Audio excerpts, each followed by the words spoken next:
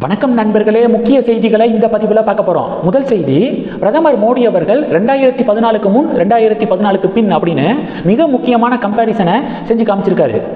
Prime minister பேசியிருக்காரு, 2014க்கு முன்னாடி நம்ம நாட்டில் மொத்தம் 5 நகரங்களில் மட்டும்தான் மெட்ரோ ரயில் சேவை வழங்கப்பட்டுச்சு. 5 நகரங்கள் மட்டும்தான். ஆனால் இப்போது 25+ நகரங்களில் மெட்ரோ ரயில் சேவை வழங்கப்படுது அப்படின்னு கம்பேர் பண்ணி பேசியிருக்காரு பிஎம்.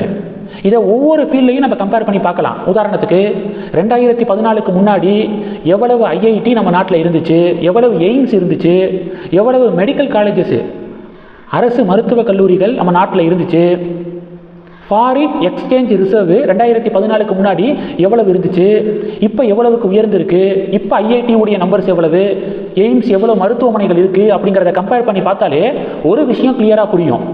கேபிட்டல் எக்ஸ்பெண்டிச்சர், மூலதன செலவாக மத்திய அரசாங்கம் 2014க்கு முன்னாடி எவ்வளவு ஒதுக்குனாங்க காங்கிரஸ் அரசாங்கம், இப்போ கேபிட்டல் எக்ஸ்பெண்டிச்சர் எவ்வளவு ஒதுக்கீடு செய்யப்படுது அப்படிங்கிறதெல்லாம் கம்பேர் பண்ணி பாருங்களேன்.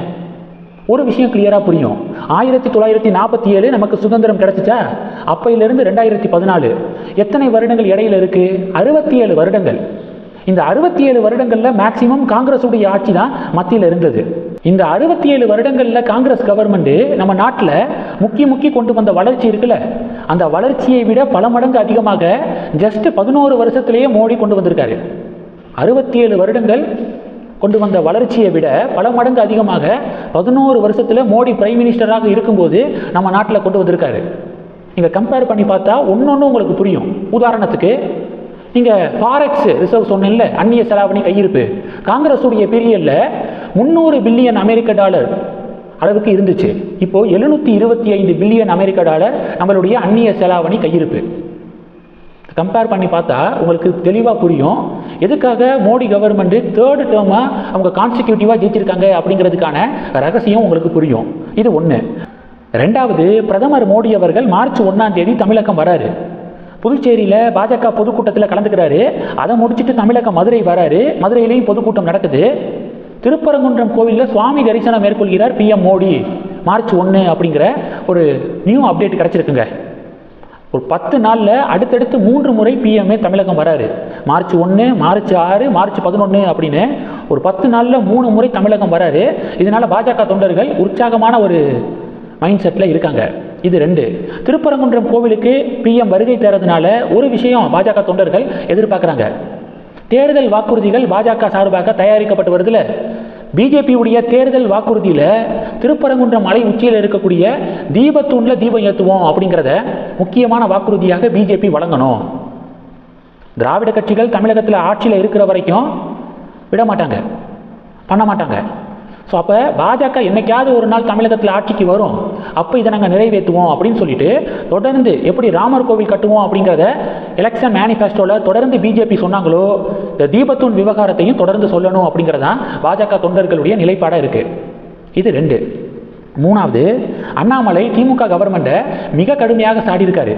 தமிழகம் முழுவதும் உள்ள அண்ணா யூனிவர்சிட்டியின் 16 உறுப்பு கல்லூரிகளில் சுமார் 15 வருடங்கள் பணியாற்றி வந்த 328 உதவி பேராசிரியர்களை நிதி நிலைமையை காரணமாக சொல்லி திமுக கவர்மெண்ட் ஜனவரி 31ஆம் தேதி பணி நீக்கம் செஞ்சிருக்கு. எவ்வளவு உதவி பேராசிரியர்கள்? 328 உதவி பேராசிரியர்கள். 2021 தேர்தல் சமயத்தில் பணி நிரந்தரம் பண்ணுவோம், இது மாதிரி டெம்பரரியாக பேராசிரியர்களாக பணிபுரிகிறவங்களெல்லாம் நாங்கள் பெர்மனன்ட் பண்ணுவோம் அப்படின்னு சொல்லிட்டு வாக்குறுதி கொடுத்தாங்க. வாக்குறுதி எண் 153. இப்போது பணி நிரந்தரம் பண்ணலை. இப்போ வரைக்கும் உதவி பேராசிரியர்கள் இப்போ டெம்பரரியாக வேலை பார்க்குறதையும் நீக்கியிருக்காங்க திமுக கவர்மெண்ட்டு, நிதி நிலைமையை காரணமாக சொல்லி அப்படின்னு அண்ணாமலை கொந்தளித்து அறிக்கை வெளியிட்டிருக்காரு.